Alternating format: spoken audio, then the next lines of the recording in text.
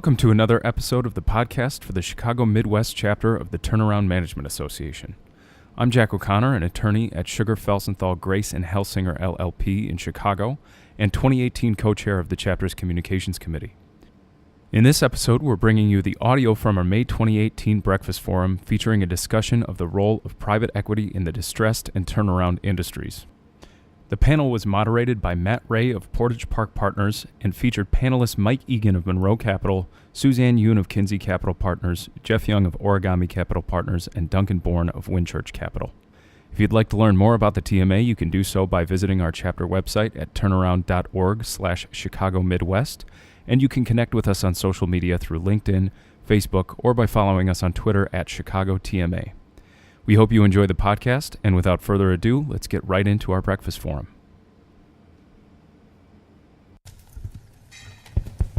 Can you hear me? All right.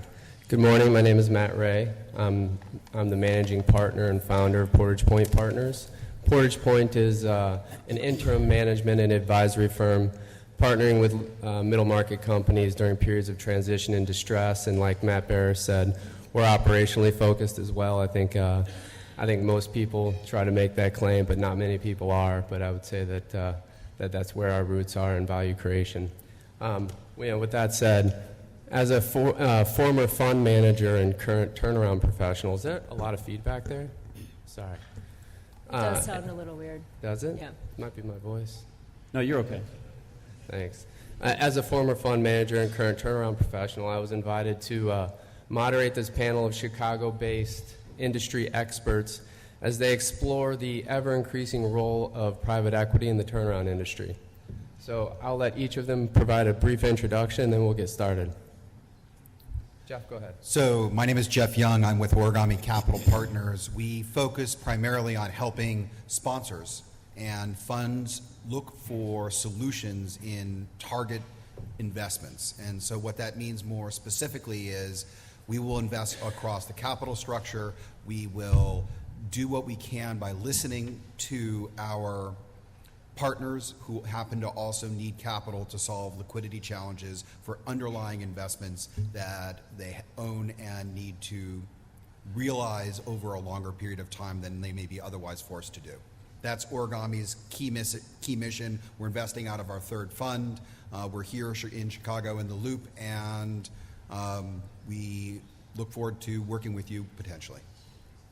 Hi, my name is Mike Egan, and I'm one of the founders and the Chief Credit Officer of Monroe Capital. Monroe Capital is a $5.5 billion asset manager focusing primarily on the lower middle market. Most of you know us as sort of opportunistic lenders or lenders who do deals that banks won't. And we've done probably about 200, 300 deals in that space and about $5 billion worth of capital over the years. But we also have CLOs, we have BDCs, we have SBICs, a lot of letters. All that means is that we have a bunch of funds that we use to invest. One of our newest initiatives is our independent sponsor initiative. So what you're going to see from us coming up is 4 team members who are focusing on independent sponsors on a non-competitive base to the private equity world, coming up with some proprietary sort of non-auction deals where we can invest strategically in the equity and the debt of a lower middle market deal. Good morning. I'm Suzanne Yoon. I'm the founder and managing partner of Kinzie Capital Partners here in Chicago. We are a newer private equity firm. We started about a year ago. I've spent about 20 years in investing, special sits, lending, kind of all across the different elements of the capital structure. And, Kinzie was really founded to focus on lower middle market businesses in manufactured products, services, and consumer going through transition. And we have a really unique strategy. Just through a strategic partnership, we have a group of technology experts in-house that really help us take a look at, from diligence through portfolio management, how we actually modernize companies that are going through these transitions. So think generational shifts, divestitures and special situations, sometimes turnarounds, although there isn't as much of that in the market today. So very happy to be here. Thank you. My name is Duncan Bourne. I work with Wynnchurch Capital, which is a private equity firm based here in the Chicago area. We're actually officed out in Rosemont, which is the garden spot of the world as far as I'm concerned. And we've been in business since '99. We're on our fourth fund, which is $1.3 billion approximately. We're typically a control equity investor. And the reason that works great for us is because we often get involved in sort of hairy, storied, difficult, hard to understand, overlooked sorts of situations, and that's really the center of the fairway for us. When times are right, when the economy is not doing so great, we get a lot involved in distressed investing situations. Over the lifetime of our four funds, I'd say easily a third have been distressed deals, literally 363 sales, acquisition of debt, take a company through bankruptcy, things like that. But all of our deals, even if they're sort of growthy companies, they've all got some story to them where we're bringing something to the table, an edge, if you will, that makes the company better. So we partner with management to create enterprise value appreciation. We're typically looking to double EBITDA in the deals that we invest in. We have about mid-20s in terms of numbers of investment professionals. We have folks in Canada. We have folks out on the West Coast and here in Chicago, as I mentioned before. So we do deals all across North America. About a quarter of our deals over time have also been Canadian-located businesses. So pretty opportunistic, pretty omnivorous sort of investor, and very interested in working with you all to help provide value to your clients. Great, thank you. I like that usage of omnivorous there. So, all right, let's get started with some general views on the current economy. Duncan, why don't we start down there just because that was such a great usage of your vocabulary. Where do you see opportunities in the current landscape, given that you are, historically have been more opportunistically focused on the stressed and distressed side? Where are you seeing opportunities? Well, where we're seeing opportunities, boy, there's lots of deals in the market these days. Everybody's a seller.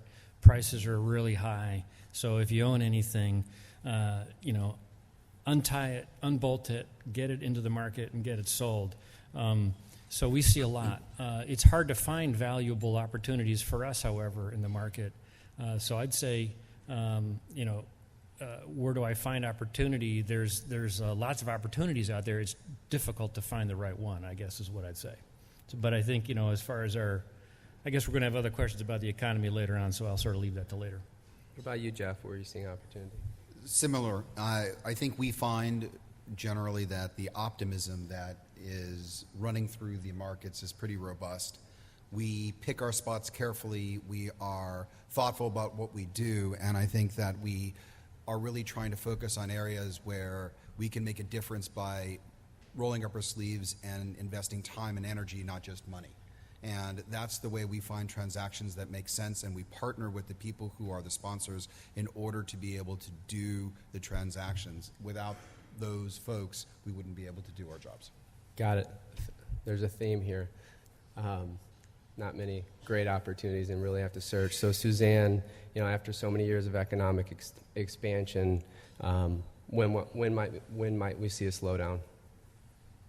So isn't that the big question? I think everybody's been, I think about where the market is today and kind of just general factors in the economy, right? We're all starting to see, and I think anticipating some inflation, interest rates going up. We've got discord kind of all over the world, and valuations are at an all-time high. With that said, so there's tension in the market, and I think to Duncan's point too, we do see there's a lot of opportunities because everything's being sold, or people are out selling their companies. With that said, and we're all looking for value. 2017 was a record fundraising year for private equity, and not just for private equity, I think for funds in general. And so there's an enormous amount of capital available that is under pressure, fee pressure to put that money to work. You also have a corporate tax rate that just dropped, and it's creating cash inside of those corporations. So, I try to think about both sides of the table. I don't see a slowdown in the very near future, although there have been reports. KKR just came out with a report late last year. They did a historical economic study and basically said definitively that we would see a recession within the next 18 months.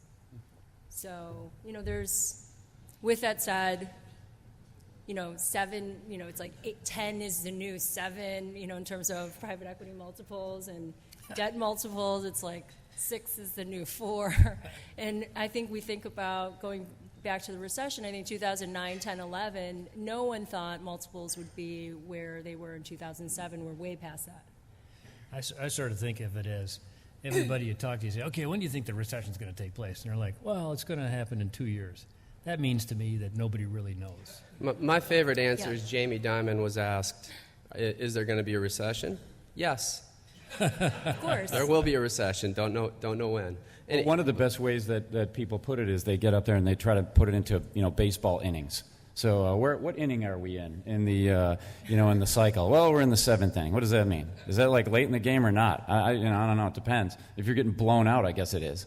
But it's really sort of hard to tell. Honestly, I haven't seen any instance of slowdown. Mike, you're probably the most transactionally oriented. So given that, Duncan, you have a firm that's been known for being value-oriented over the years. You have access to capital from your LPs. I think you raised a huge fund. Lenders want to give you capital. How do you continue to position yourself and find value in this market? We all know that, as Howard Marks said or wrote, well bought is half sold and basis is everything. How do you do it? That's a good question. I think the short answer is really, guys, we got to work harder at it. So actually what we've done over the last number of years is we've amped up our sourcing. We used to have 2 folks that were wholly dedicated to sourcing opportunities. Now we have 3 on the West Coast. We have 2 guys here. We have a person in Canada. So we've increased the numbers of people who are just dedicated to sourcing new deals. We've increased the scrutiny of our deals when we diligence them. We've actually, crazy to think about it, but we do so much more in diligence today than we did 10 years ago during the downturn, or even before the downturn. We were a smaller fund then, to be sure, but we've increased our sophistication level in who we ask questions to, who we source to find information about a business, about an industry, and even about the management team that's running the company.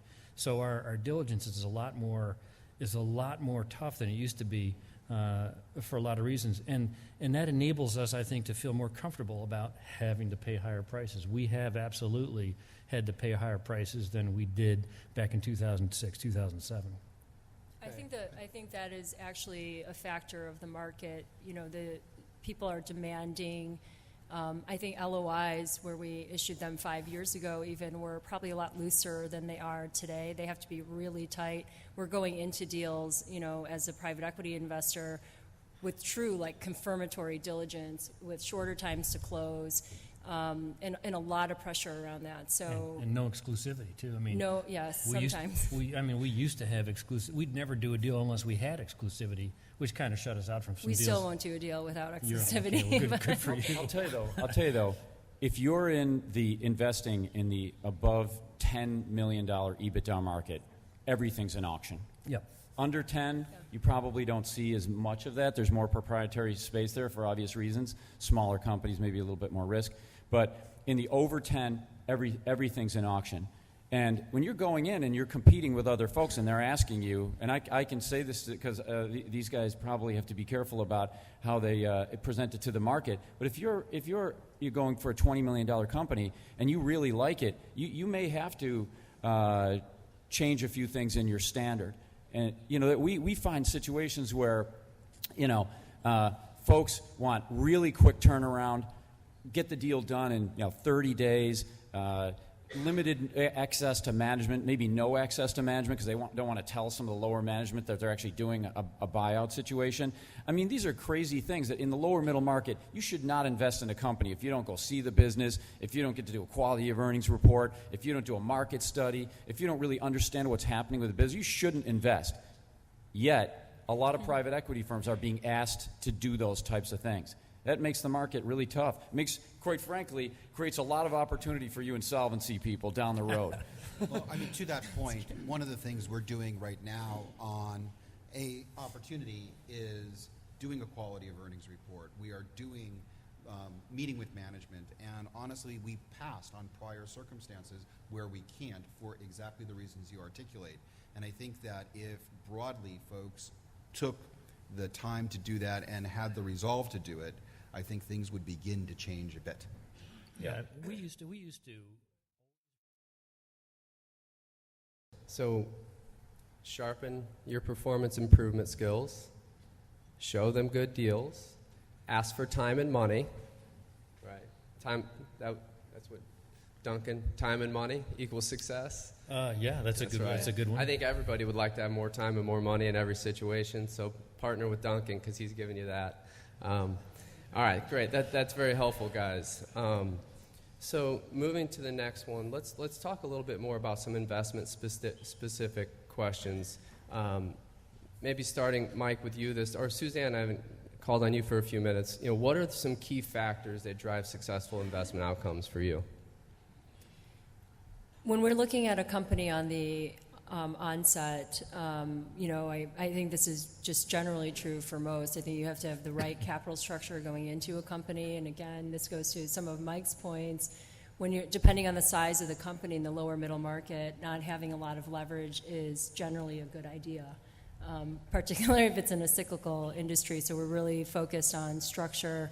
I would think capital structure. I think the other is the diligence that we do, which goes back to the professionals that we bring in early and knowing that we can move through a company very quickly on the diligence side. And then and the third is really the management team. We're very dependent in private equity on the teams that we are investing in. And so sometimes they don't work out, so it's really key for us to be able to pivot in professionals, which is one of the reasons I think the TMA is such a great resource for private equity, because the interim CEO, CFO roles that sometimes come into play for private equity deals, also very key and important in terms of governance. And so like when we're looking at a company, I think the first thing we're looking at is, is this management team able to execute the doubling of EBITDA or whatever your metrics are. We have similar metrics. I think a lot of private equity firms do, just based on return hurdles that we're required to hit with our investors. But I think, the three things: capital structure, management team, and making sure our diligence is really tight going into a company. Anybody like to add? Characteristics of a good investment, you're asking? What makes a good deal? One thing that I think is really important that we've learned over the years is that, and Warren Buffett uses this term called moat, right? It's the thing around the castle filled with water and piranhas, right? Trying to keep people away from your business. When we did a lot of automotive companies, we figured out eventually that in automotive you needed to have scale in order to exist and actually sort of be able to go toe-to-toe with the OEM when you're negotiating price or whatever situation that you're in. So there's different kinds of moats, for example, that you can look at. So we very much look to businesses where there is a moat, or there is a good way to get to a moat, and that can be also construed as part of our performance improvement. We also look a lot for where there is some way for us to define an edge where we can create value that makes us more aggressive on the pricing of the business, to be more aggressive in the auction so that we can win the acquisition. And then finally, management we think is the key to everything. Either they're already there, or we can supplement them, or that we do have a management team that can be the turnaround of the opportunity that we're looking for. Can I add to that, Matt? So I think that in investing, I tell our investors all the time. I go meet with investors and invest in our funds. When you have a lot of funds, you have a lot of investors that you go out and meet with and talk to them about new opportunities and situations where they've invested already. And I tell people we will go out and do a lot of the things that we've talked about here, picking the right companies. We'll make money on deals. Okay, we will. One of the key things is to not lose money. It's really important from an investment perspective to not lose money. So we talked earlier about heavy due diligence. What's the song say? I make money moves. Yeah, sure, we make money moves. Okay, but at the end of the day, what we do is we really need to not lose money. Watch our portfolio. Make sure that we're making the right investments.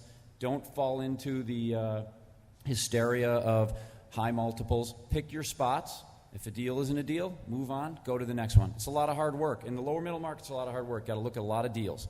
But at the end of the day, a successful deal, honestly, to me, is if we've gone through our portfolio and we've made money on every transaction, not lost money. That's it. So I agree with Mike, and I think the key word that you can sum that up with is what's your basis? And making sure that your basis is right in the investment at the outset, because it can provide a lot of cushion for other problems that may crop up and inevitably do crop up during the course of the life cycle of that investment. It's really simple. You've just got to buy right. Guys, we need to pivot to Q&A here in a second, but I just want to give one more question for the turnaround folks here in the room. We have an increasing prevalence of PE firms and even private credit firms who are hiring their own operators in-house. So how do turnaround professionals compete with that and continue to add value in light of so many in-house operators? Let's try to keep this brief because we need to do some Q&A, but I wanted to throw that one out there. I'll make it real quick. So how do you do that? You do what we've been talking about. The operator that they have, you're never going to be able to displace that person. That's a person they hired. They love this, VP of ops or whatever it is. Person's got maybe sector expertise that they really like. However, if you do to a private equity firm, they only have so much bandwidth. And so they're going to have to go outside and get some additional help, particularly on due diligence. If you can demonstrate sector expertise, show how it is that you can add value to the business, kind of like what I talked about that Matt does, key performance indicators, not afraid to say what the problems are. If you're that kind of person, if you can do that kind of thing, more than just the cash flow, more than just the management, that, I think, is how you displace that kind of person and get yourself into private equity firms and make money for your firm or you. And just coming from a firm that had a very heavy operating bench, I would say we still used a lot of outside and would continue to use a lot of outside consultants, again, because our teams are generally in private equity pretty small. They're for the size of the funds. And so we don't have the bandwidth to do everything. And so even partnering with those operating partners or the lead operating partners and getting to know them, because they usually drive strategy around operations. If we're working with an operating partner on a deal, I think is really important. So not just at the investment level, but if you are thinking about wanting to get into more, on a rotation with the operating partners, I think that is also probably really important to think about. Remember, too, you're turnaround guys, right? And a lot of folks that are operating partners never done a turnaround, right? And they know a lot about the industry, and they know what's kind of good, what's right. They don't know how to get there sometimes. They don't know how to make change happen. You guys are change agents.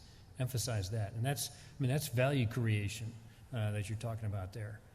So I think to emphasize that, also having some industry expertise or the ability to access it is really important. And then by nature, private equity, and Mike doesn't lose any money because he's in credit and they underwrite strictly, but by nature, even the best private...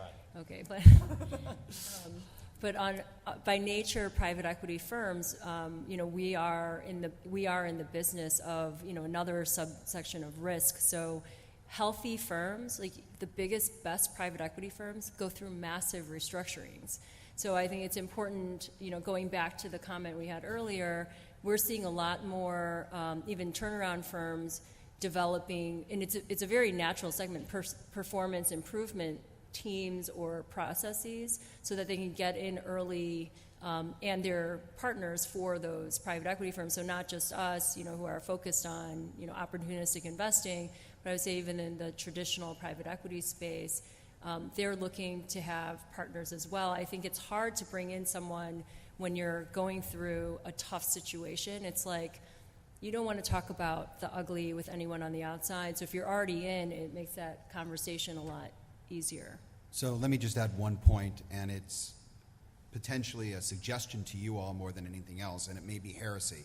But the concept of fee for service is great and it works. But that said, the thing that I think we at Origami value as much as anything is when our partners in the form of the consultants who we hire are willing to put some of their fees or alternatively even their own personal capital at risk in the deals that we're looking at together.